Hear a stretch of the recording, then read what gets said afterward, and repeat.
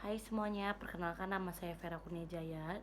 Di video kali ini saya ingin menjawab tugas observasi saya atau tugas pertama saya mengobservasi atau mengamati ketika saya berada di dalam kelas pertama kali.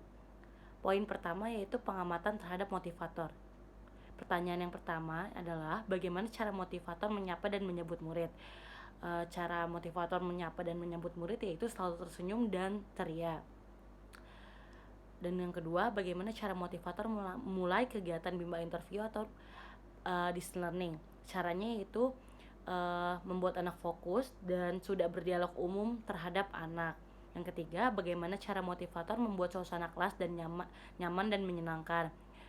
Caranya yaitu selalu semangat dan ceria dengan cara mengajak anak bermain baca-bacaan dan bermain dengan gestur tubuh ke kanan dan ke kiri. Yang keempat, bagaimana cara motivator mengajak anak berdialog dengan cara menjalin komunikasi dengan bahasa yang mudah dipahami oleh si anak.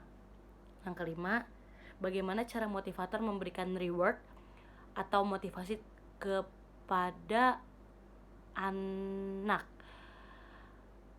yaitu dengan cara memberikan kata-kata semangat, melakukan high five atau toast agar anak lebih terpacu dan termotivasi. Yang keenam, seberapa banyak dan pada saat kapan motivator memberikan reward atau motivasi kepada anak. Sangat sering anak memberikan reward saat motivator memberikan reward saat anak memberikan jawaban dengan benar. Yang ketujuh, bagaimana ekspresi, sikap, dan penampilan motivator selama kegiatan di Bimba. Yang pertama, ekspresi dan penampilan harus selalu ceria, ramah, dan selalu tersenyum kepada anak dan melakukan kegiatan-kegiatan fun learning baik dari motivator dan anak juga menggunakan atau mengenakan baju Bimba. Yang kedelapan, apa yang dilakukan oleh motivator agar murid tidak merasa bosan dengan cara menerapkan variation skill dan metode bandul, dan motivator selalu menanyakan kepada anak kegiatan atau modul apa saja yang ingin anak kerjakan, karena di sini kan berfokus kepada anak, bukan maksudnya untuk kita kan ingin menumbuhkan minat, bukan untuk memaksakan si anak untuk belajar atau untuk takut dalam hal belajar tersebut. 9. Apakah motivator mengarahkan dan membimbing murid melakukan kegiatan bermain baca-bacaan secara berbarengan? Motivator selalu mengarahkan dan membimbing murid saat bermain baca-bacaan. Motivator mengarahkan kata per kata, lalu murid menjawab dengan lantang. Dan yang poin B, pengamatan terhadap murid. Yang pertama, bagaimana ekspresi dan sikap setiap murid ketika bernyanyi dan berdialog dengan motivator pada saat kegiatan pembuka. Ekspresi dan sikap setiap murid ketika bernyanyi dan berdialog, murid selalu tersenyum, murid selalu ceria dan selalu antusias terhadap kegiatan-kegiatan yang diberikan, kegiatan-kegiatan yang motivator dan anak-anak lakukan. Kedua, apakah ada murid yang terlihat tidak ceria dan tidak bersemangat selama kegiatan di Bima? Sejauh ini selama saya mengikuti kelas, tidak ada murid yang terlihat murung atau tidak ceria dan tidak bersemangat. Sejauh ini saya melihat murid terlihat antusias dan selalu ceria dalam menjawab dan dalam berdialog terhadap motivator. Yang ketiga, bagaimana ekspresi dan sikap setiap murid ketika bermain baca-bacaan dan bermain modul dengan motivator pada kegiatan inti. Ekspresi dan sikap setiap murid ketika bermain baca-bacaan dan bermain modul dengan motivator pada saat kegiatan inti. Ekspresinya kalau menurut saya dia senang, dia selalu ceria, dan sikap setiap murid tersebut mungkin memang terkadang ada murid yang merasa bahwa dirinya itu lagi, misalkan dia ada kegiatan yang ingin dilakukan tapi dia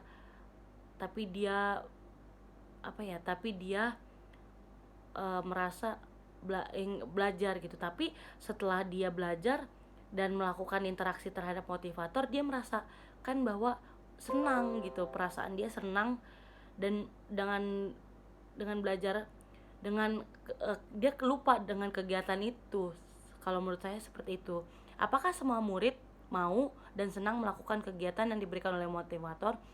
Sejauh ini saya lihat interaksi murid terhadap motivator, ia selalu dia mau dan dia selalu senang, dan perasaan dia terhadap kegiatan-kegiatan yang diberikan oleh motivator itu selalu antusias, selalu menyambut dengan wajah gembira, senyum, ceria, dan selalu kayak excited dalam kegiatan yang diberikan oleh motivator. Yang kelima, apakah ada murid yang merasa kesulitan atau tidak mampu melakukan kegiatan yang diberikan oleh motivator? Sejauh yang saya lihat, ini tidak ada. Murid semuanya itu bisa dan paham apa yang diberikan oleh motivator. Yang keenam, jelaskan karakter masing-masing murid yang telah diamati.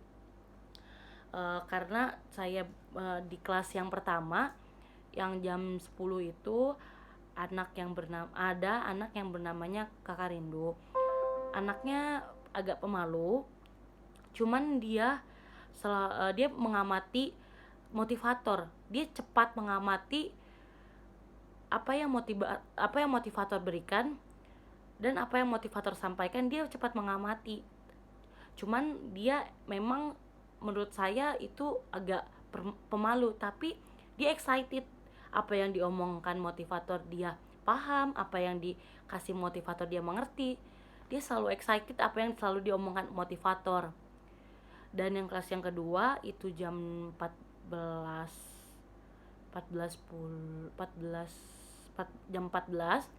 yaitu ada Kakak Anggi. Kalau menurut saya Kakak Anggi anaknya interaktif. Dia interaksinya bagus terhadap diri dia dan motivator. Namun terkadang dia memang agak konsentrasi dia terkadang terpecah. Tetapi dengan motivator bisa mengarahkan ia untuk bisa fokus kembali dengan cara metode yang diberikan gitu. Anaknya cepat tanggap, anaknya juga attitude-nya baik, selalu kalau misalnya diberikan selalu berinteraksi bagus terhadap motivator, seperti itu. Dan yang poin C, pengamatan terhadap suasana kelas. 1. Jelaskan bagaimana suasana kelas yang diciptakan oleh motivator dan dirasakan oleh motivator magang ketika observasi. Kalau menurut saya, suasana kelas yang diciptakan oleh motivator dan saya rasakan, yang pertama saya merasakan suasana kelas senang dan membuat murid-murid merasa nyaman.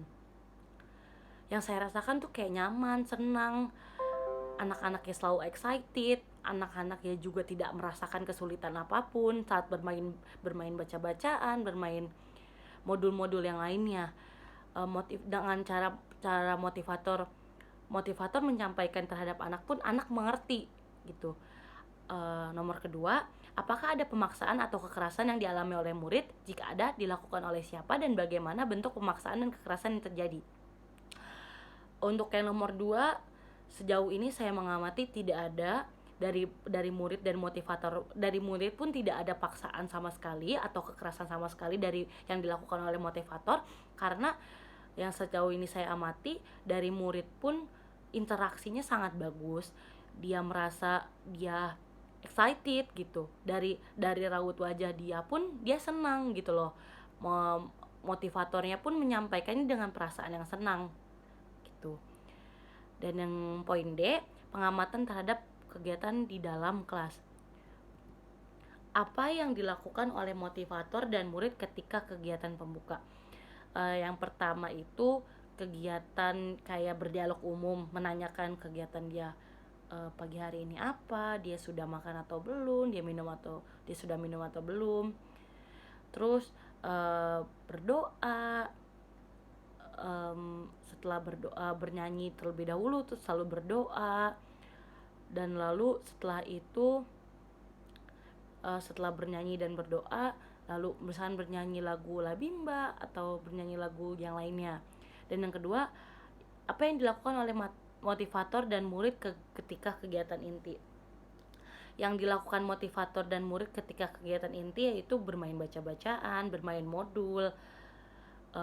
Lalu misalkan setelah anak merasakan kayak kurang nyaman atau misalkan konsentrasinya terpecah, motivator bisa mengarahkan untuk anak-anak bisa dapat fokus kembali. Dan ketiga, jelaskan mengenai kegiatan utama dan kegiatan prioritas yang paling banyak dilakukan oleh murid pada kegiatan inti. Jelaskan mengenai kegiatan utamanya itu pertama kan bermain baca-bacaan. Bermain baca-bacaan modul, nulis, menghitung, anak-anak nulis, menghitung. Terus kegiatan prioritasnya terkadang anak-anak bercerita feedback gitu, anak-anak dia perasaannya gimana, motivatornya juga mengarahkan dengan baik. Dan yang keempat, apa yang dilakukan oleh motivator dan murid ketika kegiatan penutup.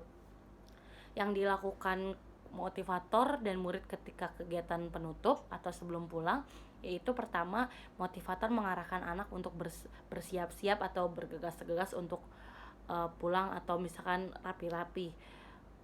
Terus yang kedua juga motivator menyemangati atau memberikan motivasi terhadap anak agar anak kedepannya lebih semangat lagi dan agar anak lebih baik dari yang sekarang, Lalu motivator memberikan reward terhadap anak dan bernyanyi bersama anak lalu berdoa, seperti itu. Sekian penjelasan dari saya. Kalau kurang lebihnya mohon maaf. Selamat malam dan terima kasih.